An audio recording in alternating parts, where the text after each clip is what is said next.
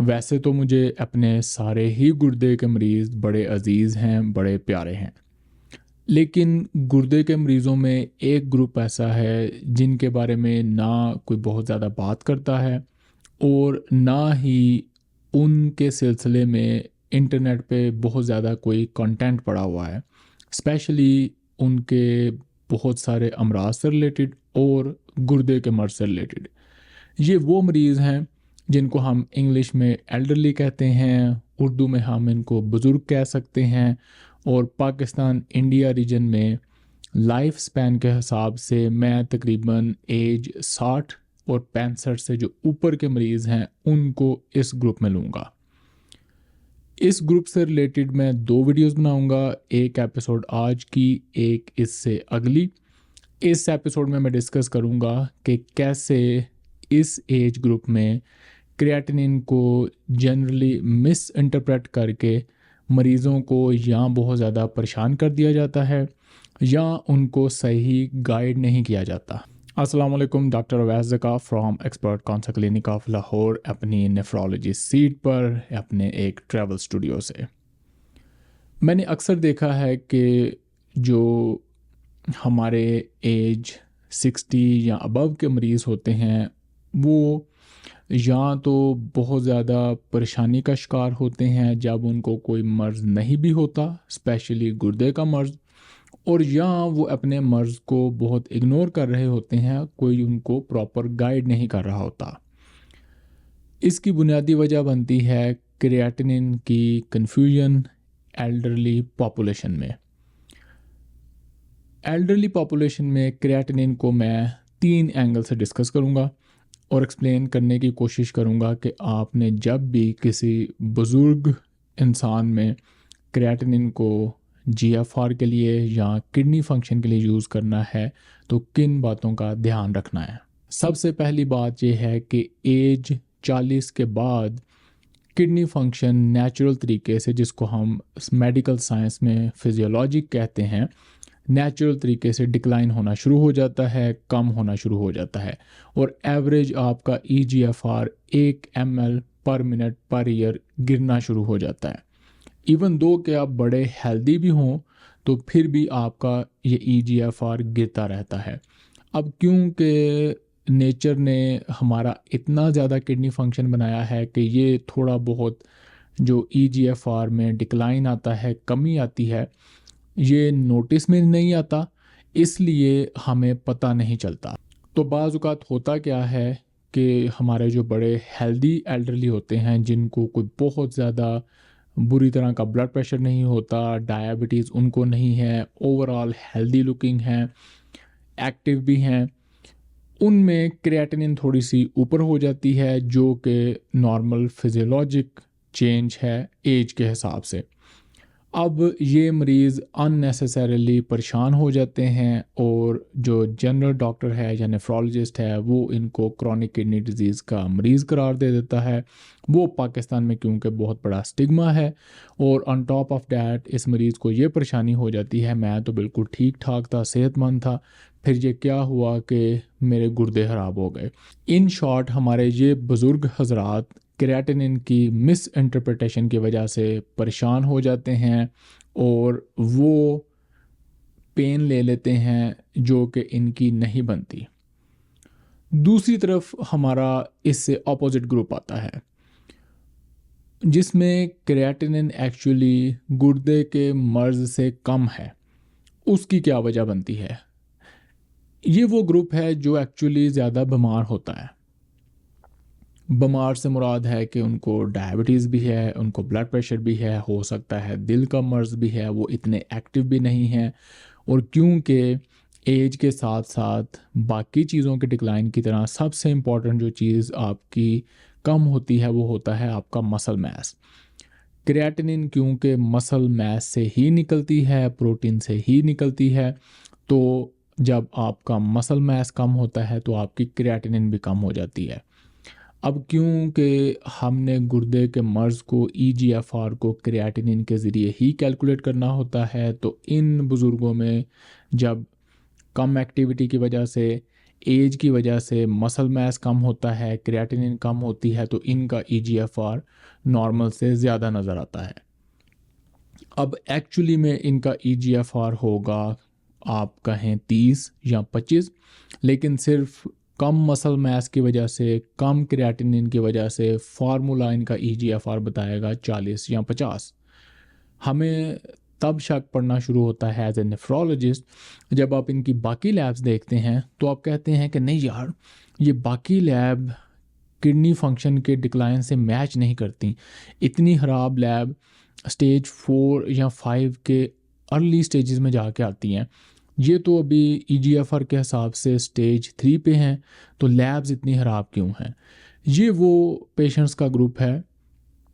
جن کی کریاٹینن صرف کم مسل میس ہونے کی وجہ سے کم ہے اور EGFR زیادہ نظر آتا ہے۔ کم اور زیادہ کریاٹینن کو سمجھنے کے بعد اب آپ نے تیسرے سٹیپ پہ آنا ہے، ماڈریشن پہ۔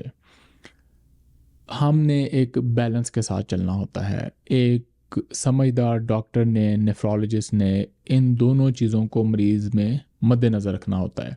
اور اس کو پتہ ہے کہ اگر کریاٹینن بہت زیادہ ہے، EGFR کم ہے، تو وہ بھی خرابی ہے۔ اگر کریاٹینن ایج اور بیماری کے حساب سے کم ہے اور EGFR زیادہ ہے تو وہ بھی مسئلے کی بات ہے،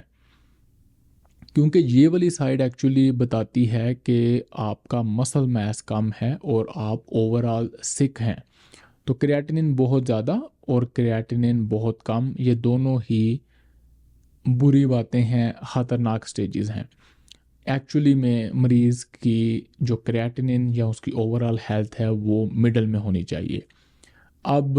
آپ نے کیسے اندازہ لگانا ہے کہ اس پیشنٹ کا ایکچولی مڈل کیا ہے یا اس کو مڈل میں لانا کیسے ہے؟ اس کے لیے as a nephrologist, as a experienced physician آپ کچھ بیسک ٹیسٹ اور ٹرکس یوز کرتے ہیں۔ بزرگ مریضوں میں صحیح middle point, accurate precise point کو جاننے کا کوئی اسپیشل طریقہ اور فارمولا تو نہیں ہے، لیکن ان ٹرکس کا، ان بیسک وائز چیزوں کا جب آپ صحیح ماڈریشن میں استعمال کرتے ہیں تو آپ کو ایز اے فزیشین آئیڈیا ہو جاتا ہے کہ یہ مریض کھڑا کہاں ہے۔ اس میں سب سے پہلے آتا ہے آپ کا جنرل فزیکل ایگزامینیشن، آپ کا پورا چیک اپ، یعنی کہ آپ مریض کو کلینک میں واک ان کرتا دیکھتے ہیں، آپ اپنے سامنے اس کی جنرل ہیلتھ دیکھتے ہیں، اس کا مسل میس دیکھتے ہیں۔ وہ ایز اے فزیشین آپ کی سیکنڈ نیچر بن گئی ہوتی ہے۔ آپ کے چیکس، آپ کے ٹیمپلز کے ارد گرد جو مسلز ہیں، آپ کے چبانے والے مسل، آپ کے ہاتھوں کے مسل، اسپیشلی جو بیک سائڈ پہ انگلیوں اور ہڈیوں کے درمیان ہوتے ہیں، اسی طرح آپ کی جو سکن ہوتی ہے، یہ ساری چیزیں دیکھ کے ڈاکٹر کو ایک ہی نظر میں آئیڈیا ہو جاتا ہے کہ مریض کی اوورآل حالت کیا ہے، اس کے اندر باہر کیا چل رہا ہے۔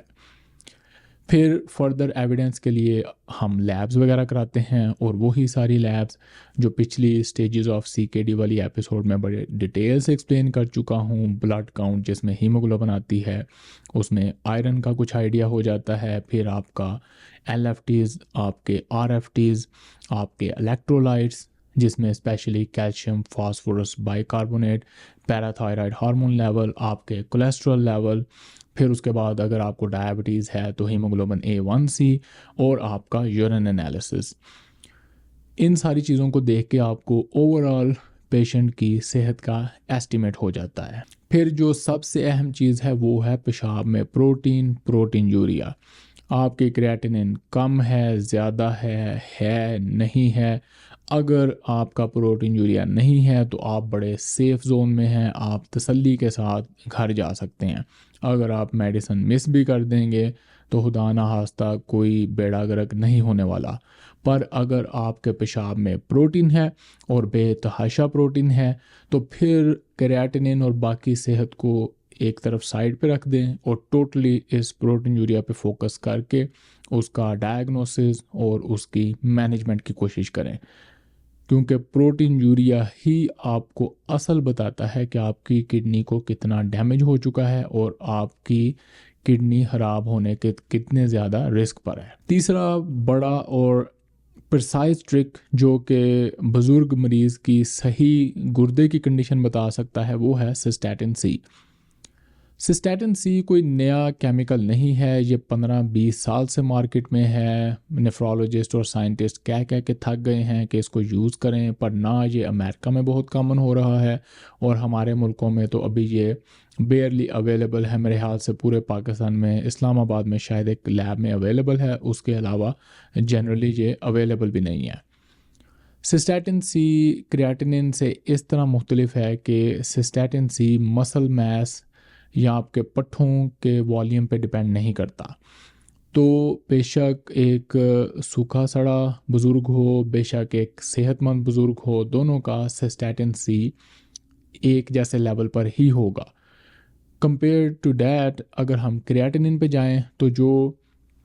زیادہ بلکی انسان ہے، ہیلدی چلتا پھرتا ورزش کرنے والا، زیادہ مسل میس والا بزرگ ہے، اس کا کریاٹینن زیادہ ہوگا، اور جس کے مسل بالکل سڑ چکے ہیں اس کا کریاٹینن کم ہوگا، جس کی وجہ سے ای جی ایف آر کی میجرمنٹ ایکوریٹ نہیں ہو سکتی۔ تو سسٹیٹن سی ایک ایسا ٹرک ہے جو آپ کو اسپیشلی بزرگوں میں ایک ایکوریٹ میجر دے سکتا ہے۔ اس کی بھی اپنی لمیٹیشن ہے۔ موٹے لوگوں میں اور ان لوگوں میں جن میں بہت زیادہ انفلیمیشن ہو، سسٹیٹن سی بڑا ہوتا ہے، لیکن یوزولی یہ مسئلہ ہمارے بزرگوں میں دیکھنے میں نہیں ملتا، کیونکہ نہ ہمارے بزرگ کوئی بہت زیادہ موٹے ہوتے ہیں اور نہ ہی کوئی ان کا بہت زیادہ انفلیمیشن کا ایشو ہے۔ 2021 میں ایک نئی ایکویشن ڈیولپ کی گئی تھی جس میں ای جی ایف آر سسٹیٹن سی اور کریاٹینن کے کمبینیشن سے میجر کیا گیا، اور اس ریسرچ میں سائنسدانوں نے بڑا دعویٰ کیا کہ اب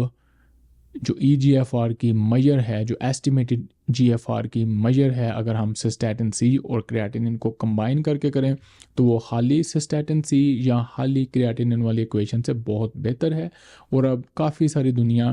اس طرح کے مریضوں میں جہاں کنفیوژن ہو جاتی ہے ای جی ایف آر میں مسل میس کی وجہ سے، وہاں پہ یہ ایکویشن یوز کر کے ای جی ایف آر میجر کرتے ہیں، جس سے ان کو مریض کی صحیح سچویشن کا پتہ چل جاتا ہے۔ اور چوتھا اور بڑا ہی لاجیکل کامن سینس کا ٹرک ہے جو کہ ٹیکسٹ بک والوں کو بھی لکھنا پڑتا ہے، کہ آپ نے ایک آدھی لیب کی وجہ سے پریشان ہو کے گر نہیں جانا، مر نہیں جانا۔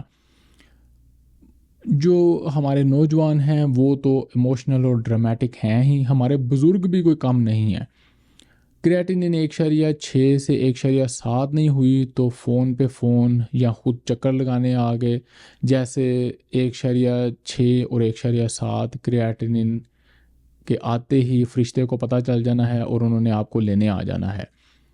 کریاٹینن کو ای جی ایف آر کو ٹرینڈ کی شکل میں دیکھنا ہوتا ہے کہ کیسے over the year, over the month آپ کا ای جی ایف آر رہا ہے۔ ایک آدھی ایپیسوڈ کئی ساری چیزوں کی وجہ سے آپ کی کم زیادہ ہو سکتی ہے، بعض اوقات آپ ہائیڈریٹڈ نہیں ہیں، بعض اوقات آپ نے پروٹین زیادہ کھا لیا ہے، بعض اوقات آپ نے چل پھر کے ٹیسٹ کروا لیا ہے، تو اس سے کریاٹینن اوپر نیچے ہو سکتا ہے۔ ہم نے پورے سال اور مہینوں میں دیکھنا ہوتا ہے کہ آپ کا کریاٹینن کا ٹرینڈ کیا ہے۔ ایپیسوڈ کو فنش کرتے ہیں کویسچن کے ساتھ کہ اس ساری بحث کی ضرورت کیا تھی۔ اس ساری بحث کی ضرورت 2 لیول پر تھی۔ پہلا ہے انڈیویجول لیول، جو کہ آپ نے ابھی تک سمجھا ہوگا کہ اس ایب نارمل نمبر کریاٹینن کی انڈر ایسٹیمیشن یا اوور ایسٹیمیشن کی وجہ سے ایک پیشنٹ یا ایک بزرگ پریشان ہو سکتا ہے، ہم نے اس کو بچانا ہے، اور اگر وہ واقعی ہی مرض میں مبتلا ہے اور وہ اس کنفیوژن میں ہے کہ مجھے کوئی مسئلہ نہیں ہے، تو ہم نے ان کا پراپر علاج کرنا ہے۔ دوسرا ہوتا ہے سوسائٹی کا لیول، جو کہ میں آپ کو ہمیشہ یاد کراتا ہوں کہ سوسائٹی، کمیونٹی، ملک، دوسرے لوگوں کے لیول پر سوچے بغیر آپ اوورآل کوئی زیادہ بہتری نہیں لا سکتے۔ اگر آپ صرف اپنے بارے میں ہی سوچتے رہیں گے تو بڑی لمیٹڈ اپروچ ہوگی آپ کی اور بڑا چھوٹا سا فائدہ ہوگا۔ جب آپ باقی ساری کمیونٹی کے بارے میں سوچتے ہیں تو فائدہ بھی بڑا ہو جاتا ہے۔ ان ٹیسٹ، ان ٹرکس اور ان ایویلویشن سے ایز اے سوسائٹی ہم جج کر سکتے ہیں کہ کون سے بزرگ بیمار ہیں، کن کو ڈاکٹر کو دکھانا چاہیے، کن کو دوائی کی ضرورت ہے، کن کو نہیں ہے۔ فار ایگزامپل اگر ایک کمیونٹی ہے، ایک شہر ہے، اس میں ڈاکٹر یا نیفرولوجسٹ ہے ہی لمیٹڈ، تو وہ یہ فلٹر لگا سکتے ہیں، میری طرح اپنے جونیئر ڈاکٹرز کو بتا سکتے ہیں کہ ان کو اچھی طرح چیک کرو، اور اگر آپ کو لگتا ہے کہ یہ بالکل نارمل ہیں اور صرف کریاٹینن اور EGFR کی وجہ سے پریشان ہیں، تو آپ ان کو ری ایشور کر دو، یا کم از کم جیسے میں کرتا ہوں کہ اگر کوئی پیشنٹ بہت ہی بضد ہو تو پہلے وزٹ کے بعد ان کو میں ری ایشور کر دیتا ہوں کہ یہ بالکل کوئی مسئلے والی بات نہیں ہے، آپ گھر آرام سے ہیلدی لائف سٹائل کریں، ایکٹیو ہوں، ریزسٹنس ایکسرسائز کریں، فل فلیج ہیلدی لائف سٹائل کے ساتھ چلیں، اور مجھے 3 یا 4 مہینے کے بعد، 6 مہینے کے بعد دکھائیں، کیونکہ میں وہی ٹائم ان پیشنٹس پر فوکس کر سکوں گا جن کو میری ایکسپرٹیز، میری اسکلز کی ضرورت ہے۔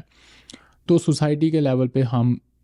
اس لیول کے پیشنٹس کو پریشانی سے بھی بچا سکتے ہیں، اور ڈاکٹرز اور ہیلتھ کیئر کو آسان کر سکتے ہیں، تھوڑا ریلیکس کر سکتے ہیں، تاکہ وہ ان پیشنٹس پر فوکس کریں جن کو واقعی ہی ڈاکٹر کی ضرورت ہے۔ یہ تو تھی ساری میری ڈسکشن، میری اسیسمنٹ بزرگوں کی، ان کے EGFR کی، ان کے کریاٹینن کی۔ آپ کا کیا ایکسپیرینس ہے؟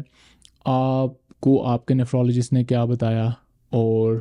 آپ کی اس کے بارے میں کیا اوپینین ہے؟ مجھے آپ کی اوپینین کا، آپ کے کامنٹس کا انتظار رہے گا۔ ملاقات ہوگی اگلی ویڈیو میں، جس میں میں ڈسکس کروں گا کہ کیسے ہمارے بزرگ ان نیسیسری دوائیاں کھا کے اپنی صحت کو اور زیادہ خراب کر لیتے ہیں۔ اللہ حافظ۔